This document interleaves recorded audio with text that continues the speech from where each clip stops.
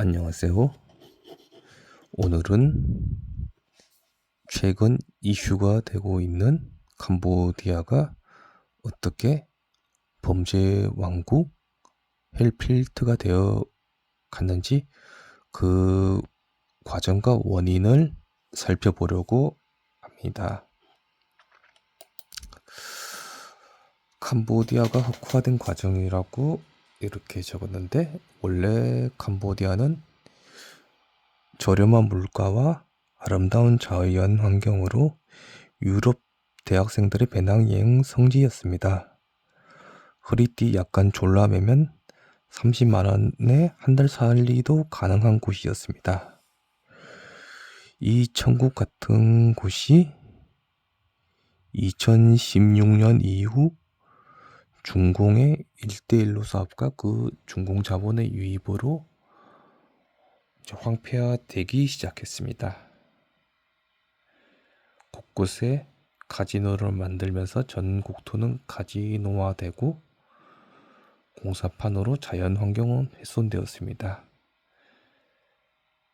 자연스럽게 중공의 간판이 늘어나고 배낭여행객들은 외면하기 시작했습니다. 하지만 중공 경기 침체의 장기화와 코로나로 인한 범죄 단체들이 많이 유입되었습니다. 그러면서 범죄와 캄보디아가 물화일체가 되었고 거의 여행 금지 국가, 비정상 국가가 되었습니다. 이 그림을 보시게 되면 중공 자본이 들어오기 이전에는 앙코르와트 유적부터 이렇게 아름다운 자연 환경이 보존되어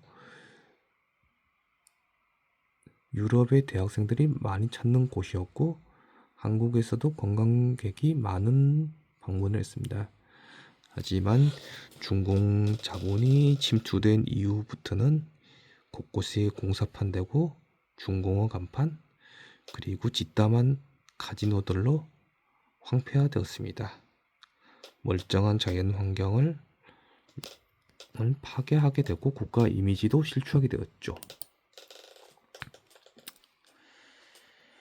그런 원인들을 살펴보면 일단 킬링필드 세대들의 장기간 독재와 부정부패가 있었습니다.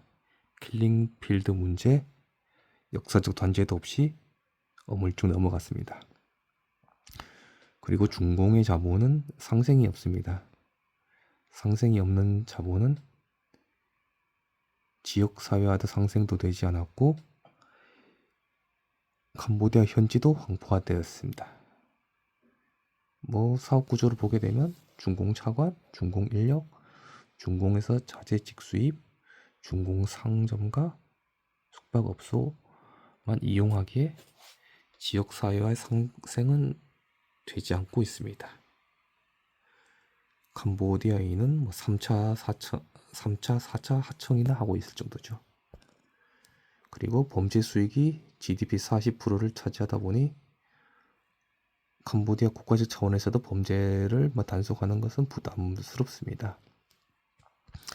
그리고 베트남, 필리핀 등 주변 국가의 범죄 단속 강화로 인한 풍선 효과로 캄보디아로 범죄 단체와 조직이 몰려들었습니다. 이런 것이 복합적으로 경기 침체와 캄보디아 정권의 부정부패와 맞물리면서 그 힐링필드가 완전 킬링 캠프가 되어버렸습니다.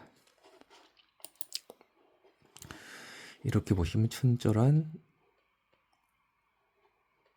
중공에서 캄보디아를 귀환한 사람하고 훈 패밀리가 이렇게 금은 커넥션을 이루고 있습니다.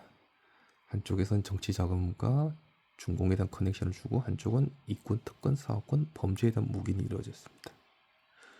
이 프린스 그룹은 부동산 하는 리얼 이스테이트 그룹, 그런데 상금은행이 프린스뱅크, 항공사, 투자 관련 회사, 브루어리 등 여러 가지 사업을 영위하고 있습니다. 마지막으로 이 사태가 준 시사점을 생각해보면 월 1,000만 원 주는 일자리는 미국에나 한국에도 매우 적습니다. 거의 월급쟁이의 한 1% 정도? 캄보디아 같은 경우 평균 월급이 30에서 40만 원 정도인데 그런 것을 감안하면 월 100만 원도 무리입니다. 그리고 무능한 정부와 대사관, 어떻게 보면 관종 유튜브나 선교사보다도 못합니다. 그리고 국가는 국민을 보호할 의무가 있습니다.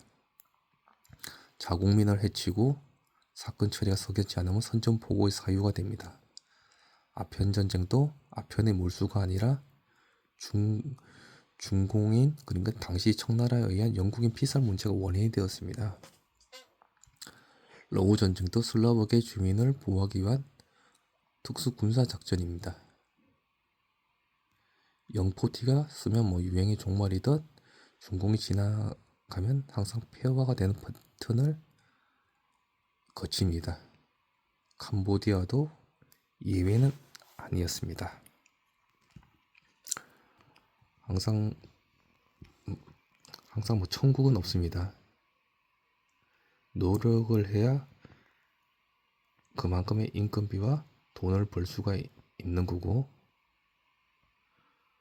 그렇다 하더라도 국가는 또 국민을 보호할 의무가 있습니다. 이상으로 마치겠습니다.